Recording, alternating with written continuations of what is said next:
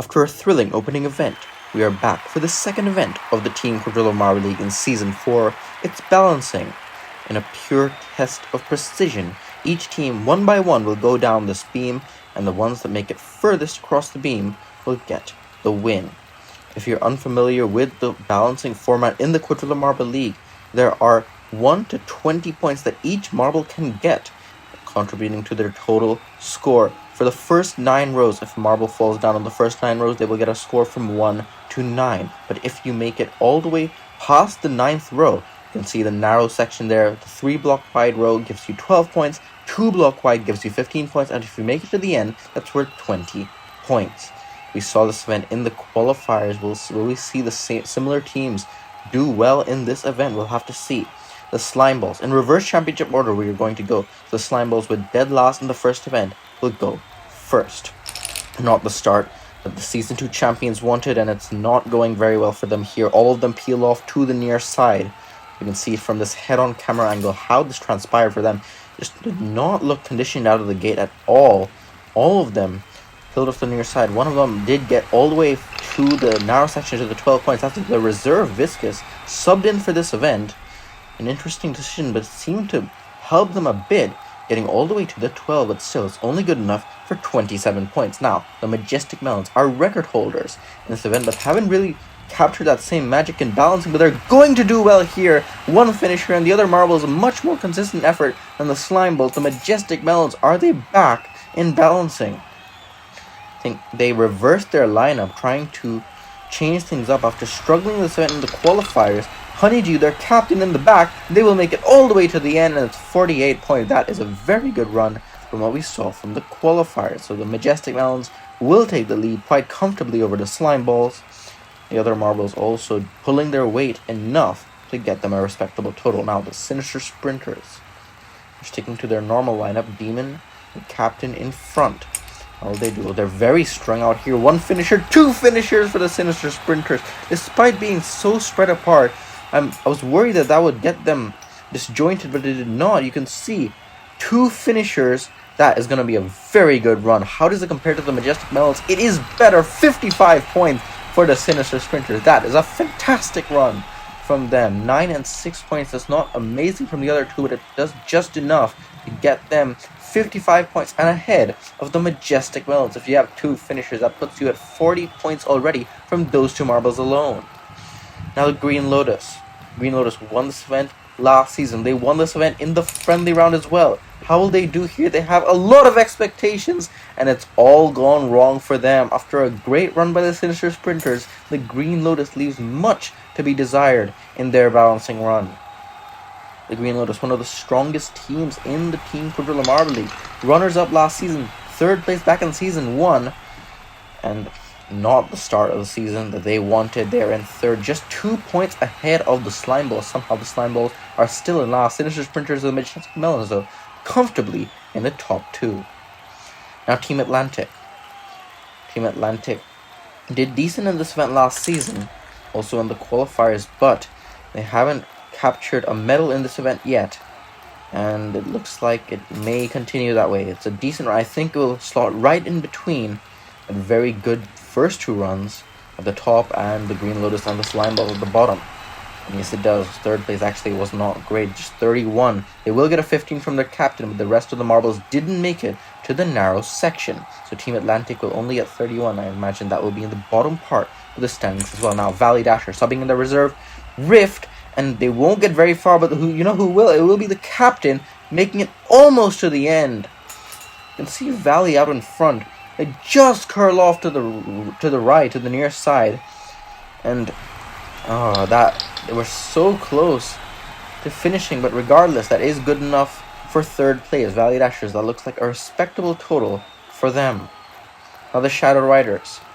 Shadow Riders done very well in this event. Back in Season 1, back in the qualifiers for this season. How will they do? They have their normal lineup, and all of them go to the near side. The Shadow Riders, you can see almost slaloming a bit from this angle. That does not help them staying straight at all. They did manage to get a couple to the narrow section. They get 12 points from both silhouette and contour. It's only good enough for 4th, right behind the Valley Dashers. Now the Deep Divers. Very successful team all around in balancing. They did well in this event in the qualifiers to win their group. How will they do here? They will get one finisher. A couple also make it to the narrow section. And this is looking like a very good run from the deep divers. They will have one marble shipwreck. Falling off to the near side pretty early though. Will that hurt them? I'm not sure if this will challenge for the lead just with one finisher. And it does not. With 51 points, with a 12, a 12, with a 20, a 12, and a 15. That's good enough for second place. The captain does make it all the way to the end, giving them 20 points. So just one finisher though is not good enough to beat the Sinister Sprinters, who lead after the first half, and it's the Deep Divers in second, Majestic Melons holding on to the final podium spot in third place. And now, a huge cheer from the crowd for our home team, Poison Ivy. How will they do in balancing? They didn't do well in the friendly round, but they're hoping to do better here. They will get a finisher. And the Poison Ivy, this is looking like a solid run for them. The fans are going to be pleased with this one. Had their captain, I think, go off to the near side pretty early. The other marbles all pulled their weight enough. I think this will be a decent total. Fourth place and just 44 points. With Potion making it all the way to the end, that's a decent run. I think they can be pretty satisfied with that. Poison Ivy, actually, they're going to salute the fans. As you can see there here, I'm not sure. The fans are too happy with no medal, but I think they're satisfied enough with that fourth place spot provisionally. And now, for the Yellow Lotus in our 10th run, they've subbed in Sunflower at the back, their reserve, after it worked out for them in the qualifiers. All of them very bunched up, and it's working out for them. They will get a finisher. The other marbles also very close to it. This might challenge for the lead for the Yellow Lotus.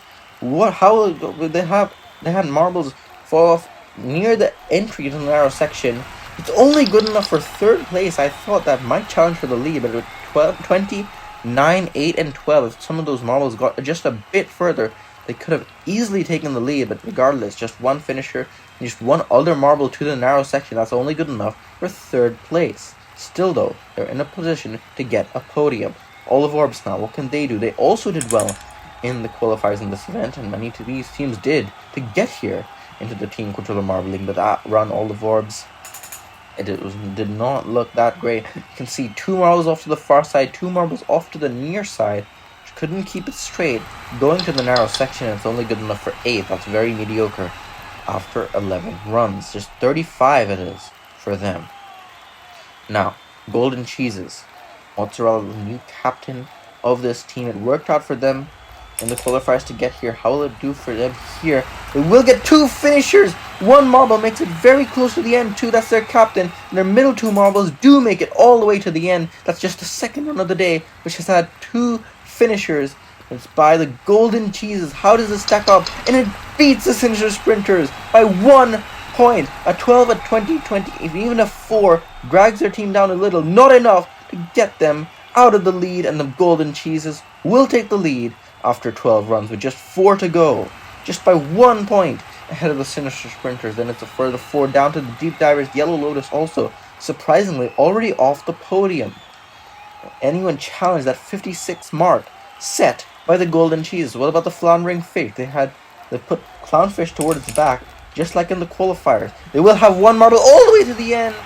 And the Golden Cheese and the Floundering Fish, this looked like a pretty good run as well. It's not going to challenge for the lead for sure, with a couple of early losses, but I think it will be good enough for top half, probably. It is 6th place after 13, just 45, but with a 15 and a 20, really carrying their run. Angelfish making it all the way to the end. Just 3 runs to go, and it's our podium finishers from the first event. Red Lotus, they've done mixed in balancing before, with their normal right lineup. Water Lily out in front.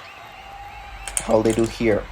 First 2 marbles very far in front. The other marbles do catch up. They close up towards the end, and they will get a finisher.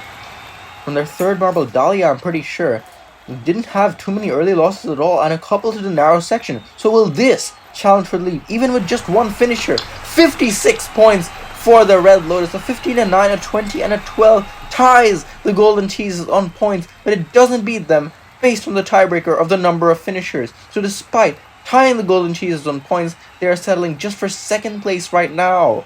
Oh, the margins are so close. 56, 56, and 55 separating the top 3. What can the Venomous Vipers do? Venom's Vipers struggled in the qualifiers. Oh, and they're going to struggle a lot here. Not ready for balancing at all. You can see 2 marbles go off to the near side, 2 to the far. None of them made it to the narrow section. I think that's the first one of the day where not a single marble reached further than 9, and 8, and 8, 4, and 6, 26. Just 1 point behind the previously dead last slime boat. The Venomous Vipers go into last. With just 1 run to go, Aquamarines are gold medalists from the previous event. What can they do as a team? They won this event back in Season 1 as hosts. They're not going to win this event here because all the marbles fell off middle part or towards the narrow section. They will get a 15. 1 marble loses it just before they make it to the end, but it's only good enough for 12. 34 points for the Aquamarines, just with 115. The other marbles didn't really pull that weight that much, but that means the Golden Cheeses win gold in balancing the second event of the season. Red Lotus will get a 2nd place. That's their 2nd medal, and the Sinister Sprinters will get their 1st medal with the bronze.